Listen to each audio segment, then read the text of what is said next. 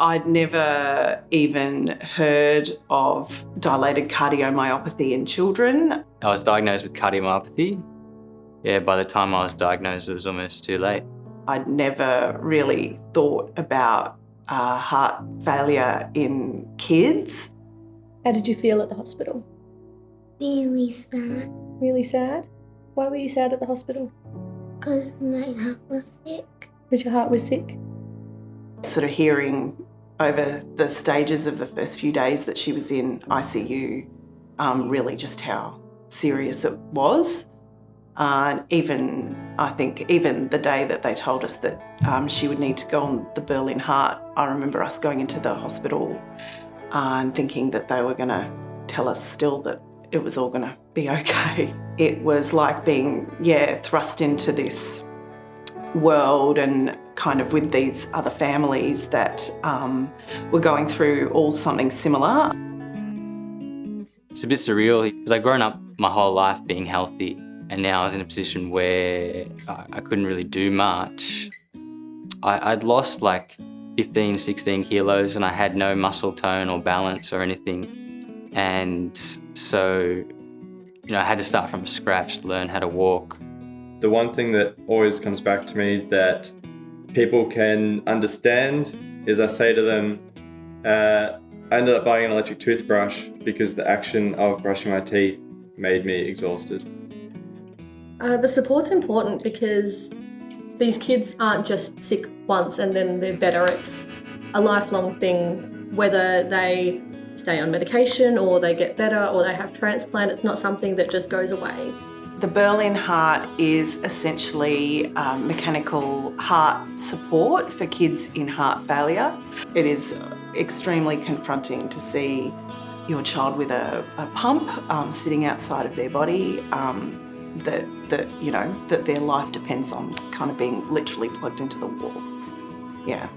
It's a big blue box, basically. It looks like the size of a bar fridge. Like, you literally, I don't think, could believe that that was the thing keeping your child alive unless you saw it. And it's got a sort of tube that goes from the machine into Iris's body. And then she actually had a physical pump that kind of pumped the blood for her heart. Iris was attached to this big heavy machine that had to be plugged into the wall basically the whole time, which meant we had to live in the hospital. The craziest question that I still get asked is like, oh, did you know when you were going to have it?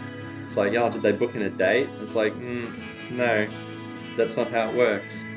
You're literally on call.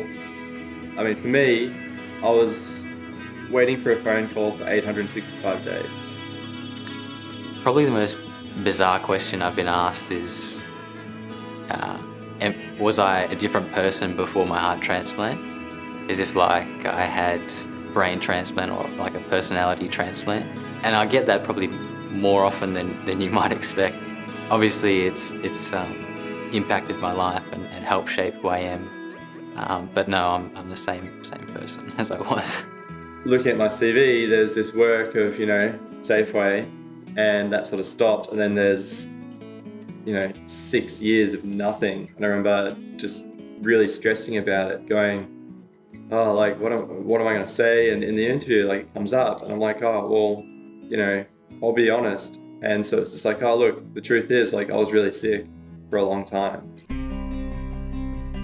I was fortunate enough to get a heart transplant, and that was 11 years ago now, and been doing pretty well.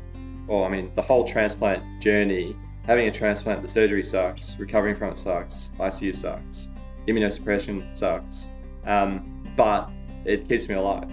It has been the best thing that ever happened to me. Not many kids get explanted from the Berlin Heart. It is not the norm, and the fact that, she did that will never cease to amaze me. Now that you've had your heart transplant and your lung transplant, what's the difference? How do you feel inside?